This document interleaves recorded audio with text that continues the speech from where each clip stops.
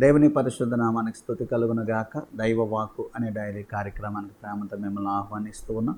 ఈ మంచి శుభ సమయంలో, ఈ ఉదయకాల సమయంలో దేవుని కృప మీకు తోడై, దేవుడు క్షేమాన్ని కృపను అనుగ్రహించి అత్యున్నతంగా మీ కుటుంబాన్ని దీవించాలని దేవుని సేవకునిగా మనసారా నేను ప్రార్థిస్తూ దీవిస్తూ ఉన్నాను. అట్టి కార్యం ప్రభువు మన పట్ల చేయనుగాక. ఈరోజు వాక్య పరిచర్య నిమిత్తం గలతీలకు రాసిన పత్రిక 5వ అధ్యాయం 4వ వచనాన్ని చదవాలని ఆశిస్తూ ఉన్నాను. మీలో ధర్మశాస్త్రము వలన నీతిమంతులని తీర్చబడు వారెవరో వారు క్రీస్తు నుండి బొత్తిగా వేరు చేయబడి ఉన్నారు, కృపలో నుండి తొలగిపోయి ఉన్నారు. పౌలు గారు ఒక అద్భుతమైన మాట ఇక్కడ జ్ఞాపకం చేస్తున్నారు. ఎవరైతే ధర్మశాస్త్ర మూలంగా నీతిమంతులని తీర్చబడతారో వాళ్ళు క్రీస్తులో నుండి బొత్తిగా వేరు చేయబడ్డారంట, కృపలో నుండి తొలగిపోయారు. రెండు విషయాలు జరుగుతున్నాయి.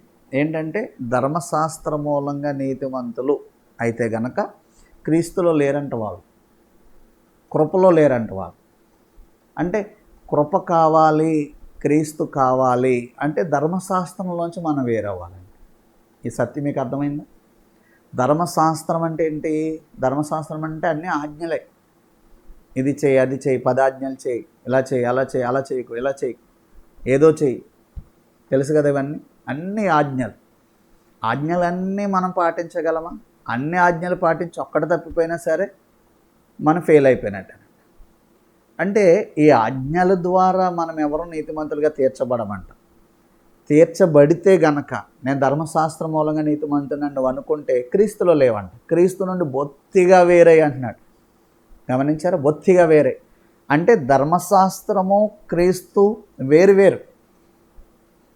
నీతి ధర్మశాస్త్రం వల్ల లేదు, ధర్మశాస్త్రం వల్ల నువ్వు నీతిమంతుడు అయితే నువ్వు క్రీస్తులో లేవు.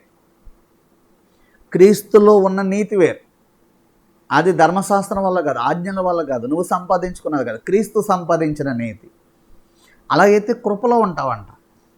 ఒకవేళ ధర్మశాస్త్రం మూలంగా నీతిమంతులుగా అయితే మనం అక్కడ అంటున్నాడు క్రీస్తులో పూర్తిగా బొత్తిగా వేరు చేయబడి ఉన్నారు, కృపలో నుండి తొలగిపోయి ఉన్నారంట. అదే 18వ వచనంలో కూడా చేయండి. ఏమంటారు? మీరు ఆత్మచేత నడిపింపబడిన ఎడల ధర్మశాస్త్రమునకు లోనైన వారు కాదు. వండర్ఫుల్ కదండి. దేవుని ఆత్మలో కనుక మీరు వెళ్తుంటే ధర్మశాస్త్రంలోనికి లోనైన వారు కాదండి. మనం ఏం చేస్తున్నామంటే ఇటు ధర్మశాస్త్రము, ఇటు దేవుని ఆత్మ, ఇటు కృప 3 కూడా కలగలుపుని వెళ్తాం. కానీ ఇక్కడ ఏమంటున్నాడు?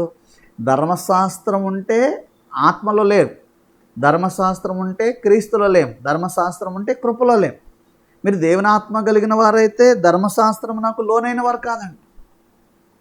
అంటే ప్రభువు మనకి కృపనిచ్చారు, యేసయ్య కృప తెచ్చారు, ధర్మశాస్త్రం తేలేదు. ధర్మశాస్త్రంలో కలిగిన నీతి కాదు ఇది. అంటే మన క్రియల వల్ల, మన ప్రయత్నాల వల్ల కలిగిన నీతి కాదు. అంటే ఈరోజు శుభవార్త ఏంటో తెలుసా? యేసయ్యే నీకు నీతినిస్తున్నారు, యేసయ్యే నీకు కృపనిస్తున్నారు. కృప ద్వారా కలిగిన నీతి అంతే.